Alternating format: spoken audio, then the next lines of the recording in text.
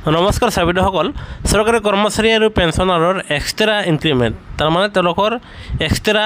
3% দৰমহা বৃদ্ধি পাব আৰু এই সম্বন্ধে এক শেহতীয়া খবৰ যিটো আপোনালোকে জনাটো অত্যন্ত জৰুৰী চাবিদসকলে আমি এক শেহতীয়া জাননী যিটো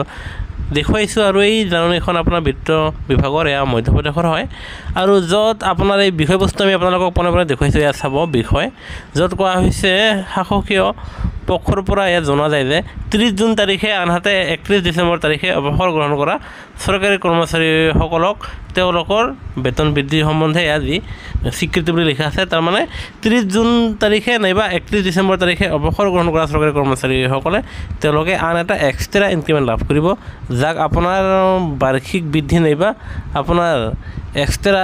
ইনক্ৰিমেণ্টক আপোনাৰ এনুৱেল ইনক্ৰিমেণ্ট বুলিও বহুতে ক'ব খোজে আৰু ইয়াৰ পৰা জনা গৈছে যে আপোনাৰ চৰকাৰী কৰ্মচাৰী আৰু পেঞ্চনাৰসকলে তেওঁলোকে 30 জুন তাৰিখে নাইবা 31 ডিচেম্বৰ তাৰিখে অৱসৰ গ্ৰহণ কৰিলেও তেওঁলোকে এটা 3% এক্সট্ৰা ইনক্ৰিমেণ্ট লাভ কৰিব আৰু এই ক্ষেত্ৰত আপোনাৰ অসম চৰকাৰৰ বিত্ত বিভাগৰ ফালৰ পৰা এক শেহতীয়া জাননী প্ৰকাশ পাব লাগিব